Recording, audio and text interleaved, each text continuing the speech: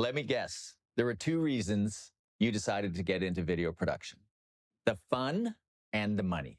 In the beginning, as creatives, it's mostly about the fun, isn't it? I mean, we're doing the work we love. Others are validating us by paying us for that work. We have these late nights of shared purpose with our friends who become our colleagues. They're kindred spirits. We share the same passion for our craft. Together, we celebrate the wins and we commiserate over the losses. The whole thing feels more like a college dorm room or a rock and roll tour bus than it does a place of commercial enterprise, doesn't it? And then the days go by, and one day we wake up and it's not so fun anymore.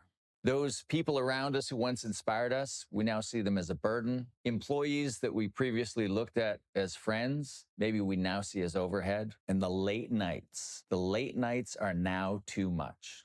And somehow the money and the respect that we hope for, it never followed. The money, especially. In the early days, we said we didn't need it. We were busy having fun. But now, if we're honest with ourselves, we're a little tired of having fun. And we're willing to admit, even if grudgingly, that we're in this business of video production, at least in part for the money. Back in school, we were encouraged by our teachers to follow our passion. They teach us to revel in the nobility of our craft. We were told, follow your passion, the money will follow. They came from our world. They tried to make a business work, and now they're teaching us. One of the things that's missing from that curriculum is any discussion of money or of basic business practices. The viability of our practice was never really addressed. I guess that's somebody else's job. Anyway, here we are today. Sure, we have clients, but they're not the high quality clients that we dreamt of having. They don't have the budgets we thought we would work with, and they don't always allow us to do our best work. So we find ourselves doing adequate work for poor money for clients who don't really value us. It's a great place to be, isn't it? To build this business, we're going to need better clients. Maybe we need more clients too, but let's not paper over the quality issue with quantity.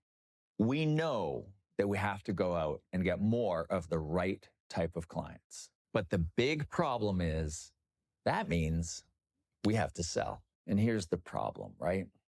Because many of us as creatives, we recoil at the S word. We see selling as a distasteful act. We think of it as the act of talking people into things. And we also think, well, if we're any good at what we do, we shouldn't have to convince people to hire us. Meanwhile, the forces of the creative professions are aligned against us, the artists. When we think of the power in our relationships with our clients, it's almost always the client that has the power.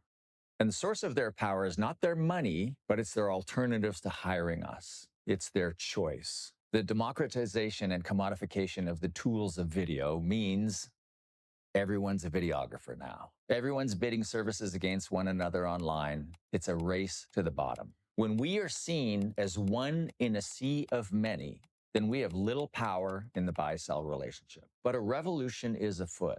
It's a revolution of single artists and production companies against the status quo. This is not a revolution of the industry, but of individuals. There's a great Mark Twain quote, and I open my book, The Win Without Pitching Manifesto, with it. Whenever you find yourself on the side of the majority, it's time to pause and reflect.